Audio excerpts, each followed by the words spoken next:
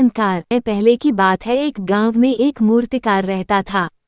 वह मूर्तिकला से बेहद प्रेम करता था और इसी के चलते उसने अपना पूरा जीवन मूर्तिकला को समर्पित कर दिया था।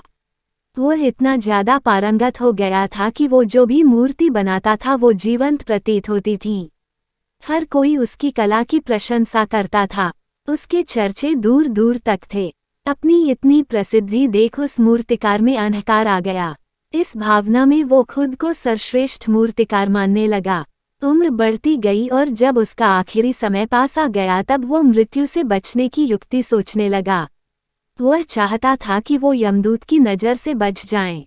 अंत में उसे एक युक्ति सूझी।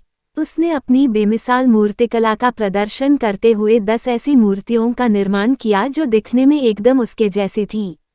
मूर्तियां दिखने में इतनी जीवंत प्रतीत हो रही थी कि कोई यह नहीं कह सकता था कि मूर्तिकार कौन है और मूर्ति कौन सी है।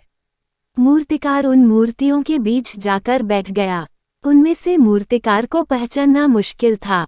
फिर यमदूत उसके प्राण हरने पहुंचे, लेकिन वो 11 एक जैसी मूर्तियों को देख अचंभित हो गए।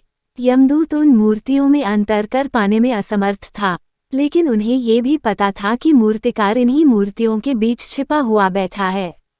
लेकिन उसके प्राण हरने के लिए मूर्तिकार की पहचान करनी आवश्यक थी। नियमों के अनुसार मूर्तिकार का अंत समय आ चुका था और यमदूत उसके प्राण छोड़कर नियमों के विरुद्ध नहीं जाना चाहते थे। यमदूत चाहता तो वो हर मूर्ति को तोड़कर देख सकता था, लेकिन यह मूर्तिकार की कला का अपमान होता। ऐसे में यमदूत ने एक तोड़ निकाला। यमदूत को ये पता था कि मूर्तिकार बहुत अहंकारी है। ऐसे में यमदूत ने मूर्तियों को देखकर कहा कि यह सभी मूर्तियां कलात्मकता और सौंदर्य का अद्भुत संगम है। लेकिन मूर्तिकार ने एक त्रुटि कर दी। अगर वो यहाँ होता तो मैं उसे बता देता कि क्या त्रुटि हुई है। इतने में ही मूर्तिकार का अहंकार जाग गया। उसने झट बोला, त्रुटि? असंभव। मेरी बनाई मूर्तियां सर्वदा त्रुटिहीन होती हैं। यमदूत की चाल कामयाब हुई और उसने मूर्तिकार को पकड़ लिया। उसने कहा कि मूर्तियां बोला नहीं करती। यही तुम्हारी त्रुटि है कि तुम अपने अहंकार पर काबू नहीं पा सकते हैं।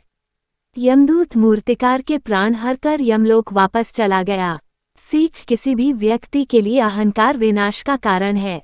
ऐसे में व्यक्ति को अपने अहंकार पर काबू पानी चाहिए।